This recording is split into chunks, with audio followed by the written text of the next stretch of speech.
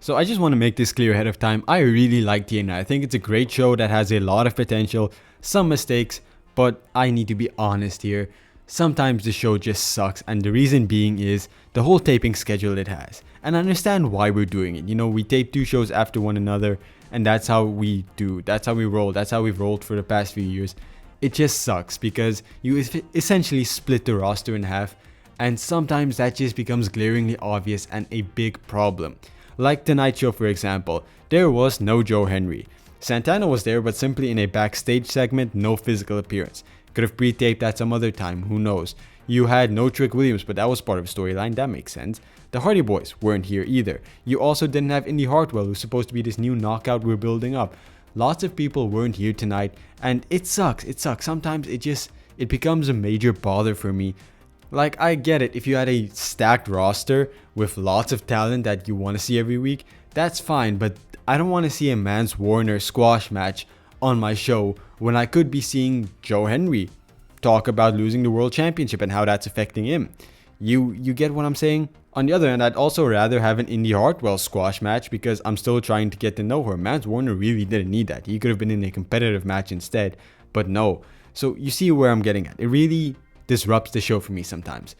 But with that in mind, tonight's show was pretty okay, all things considered. I really did enjoy it. So we opened with a fatal 4-way tag team match. The Rascals versus The System, Eddie Edwards and Brian Myers, versus First Class versus the Aztec Warriors. So the winners of this match are going to go ahead and face the Nemeth brothers at Against All Odds. But before the match, Octagon Jr. got attacked backstage by The System, and that means Laredo Kid has to go out on his own. And I wish we did a bit more of that, because he's going to have a match at AAA against, he's going to have a match at Worlds Collide for the North American Championship. So maybe I wish we did build him up a little here, make him seem like a solid single guy who can overcome the odds. But no, that's not what we did. Instead, what we did was put more of a focus on First Class and this teased breakup that's happening between AJ Francis and Casey Navarro. I'm really enjoying this. I think this is a lot of potential. Casey Navarro is screaming babyface energy here, and I really love it. It's going to be completely different from anything we've seen from him before, and AJ Francis is just a great heel. So I'm a bit concerned of Casey Navarro after this. I'm not sure if he can hang on his own yet, but this feud is really going to show us what, and I'm excited to see where it goes. But they weren't the ones who won. The Rascals are the ones who won. And I kind of wish First Class did win because I feel like there would be an interesting story there. But the Rascals win. They're going to go face the Nemeth brothers at Against All Odds. They're probably going to lose. But it's going to be a pretty solid match. And I'm glad the Rascals get this opportunity considering they've been hovering around the mid-card and like competing in a bunch of 3-on-3 matches recently. So them actually getting a chance to be a tag team, like an actual tag team again, is really nice. Talking about tag team, the 2 newest knockout signings are seemingly going to be in a tag team, and I don't know how I feel about that. I know how I feel about that. I do not like it at all. I wish we built them up as singles competitors instead, because we really need new faces in this knockouts division. And yeah, we need new faces in the knockouts tag team division, but come on, don't build up the knockouts tag team division before you build up the actual knockouts division. I think both of them could have been 2 solid singles wrestlers, and I'm going to give it a chance for them as a tag team. I just don't think it's the right decision.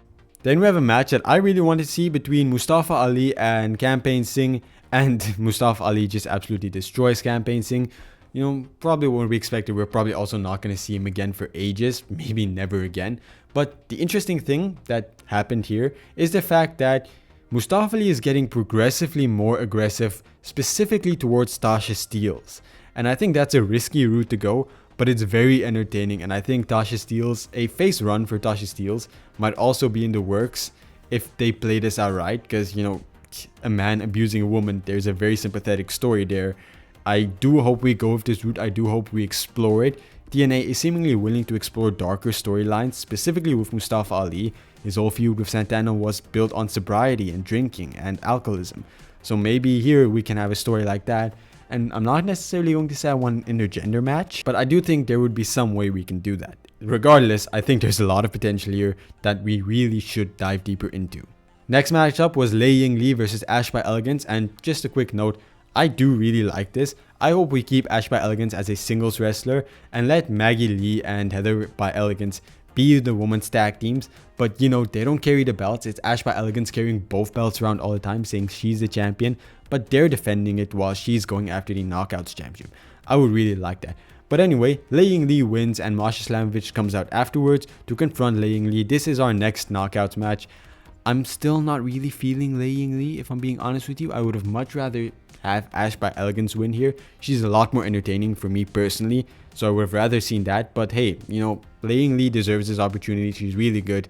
It's just personally not a match I'm quite excited for, especially since Masha Slamovich really recently is getting kind of boring since we're not leaning into her character work. Trick Williams appears in a backstage segment like I mentioned earlier, saying he's not going to appear on TNA because they're not giving him a 5-star hotel, they're not giving him a bus, they're not giving a staying place for his whole entourage, so he doesn't think TNA is worth his time, so he just filmed the backstage segment. I think that was really fun. I like that. Kind of fits with his heel character, how he's seeing TNA as below him. But then, you know, something weird that happened for me personally was afterwards, Mance Warner had a squash match, and all throughout the match, the commentary team just went off on Trick Williams and how he's a disgrace. And to me, that would have made sense. And I did like it. Don't get me wrong. I did like how they went off on Trick Williams. They even did that all throughout the show. I really enjoyed that. I just wish it was built differently, because why do we not put the focus on Mance Warner, who's still relatively new and who we're trying to build up? Instead, we're putting the focus on Trick Williams. And if the focus was instead on building Mance Warner up to face Trick Williams, that would have been cool. So imagine they're talking about how they're going to beat up, how they don't like Trick Williams all throughout, and it's like we see Mance Warner being aggressive, and it's like kind of a tease, okay, Mance Warner is going to be one of the people to face Trick Williams. But no, it was just talking over Mance Warner's match. And I do like Mance Warner. I think he has a lot of potential. I think he has world championship potential down the line. Not yet. But it just kind of felt like we took the focus away from someone that needed it more and just placed it all on Trick Williams, who wasn't even here. Do you understand what I'm saying? Do you get what I'm coming from? I wish we did it a bit differently. Rosemary appears, one of her creepy promos again, challenging Xia Li to one last match. She wants to completely turn Xia Brookside to the dark side, which is kind of cool. I just don't know what's going to happen. I don't think Rosemary should lose yet another match, because she loses way too much. I mean, you know, at some point, you lose too much, right? And then Xia Brookside, who I think should win, because I don't think you should have her lose here specifically. And please, for the love of God, do not put them in a tag team. They should both stay singles wrestlers. And then you also had another backstage segment where Moose and Eric Young confronted each other. God, I do not care about this feud at all. There is no way that I believe in Eric Young as a babyface, especially after the recent stuff, and I'm not just going to forget about it. And neither do I believe in Moose as a babyface. And I'm going to be completely honest with you, I do not care to see Moose and Eric Young, both as heels, face each other for that X Division championship. I just do not care. Like, I'm sorry, I can't bring myself to care about this.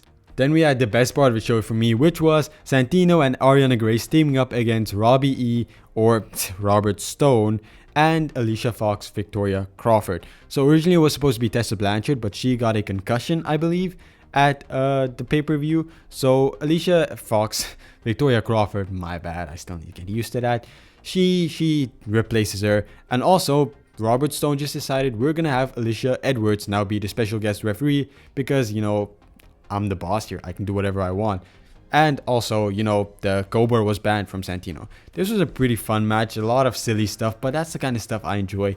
But at the end of the day, it was just a stupid little comedy match where shenanigans ended up with Robert Stone and Victoria Crawford winning. So we're probably going to get a match between Santino and Robert Stone at the pay-per-view.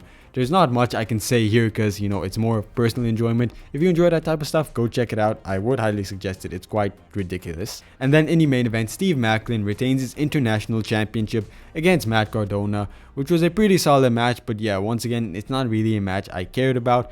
I do not really care about Matt Cardona. I care about people who frequently appear on the show. Matt Cardona, he's not one of those people. So I'm just glad Steve Macklin retained, and I really like him with that championship. I do think there's a lot of potential there with him and that championship for an incredible reign. So yeah, that was TNA for you tonight. Let me know what you think, because if I had to rate it, I would say it was a solid 7 out of 10 for me. The show was okay, it just lacked any star power whatsoever. None of the big guns appeared. Not the Hardys, not the Nemeths, not Joe Henry, not Trick Williams.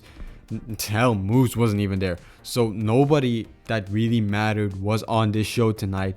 Neither was Santana or Leon Slater, any of the young guys who you can relatively be excited about. And you know, your Knockouts division is kind of dead. There's no reason to really care much about it at the moment. So unfortunately, the show was not as good as it could have been, and that's what really sucks for me. But let me know what you think. I'm generally very pessimistic, or not. I do tend to overreact with stuff I like sometimes, and I really liked it and I just wanted to do better. So maybe I'm just overreacting. Let me know what you thought. I could very well just be in over my head here. So yeah, please leave a like, subscribe. We're almost at 500 subscribers. That would mean a lot to me if you can leave a like and subscribe. And I hope to see you again soon. Goodbye, everyone.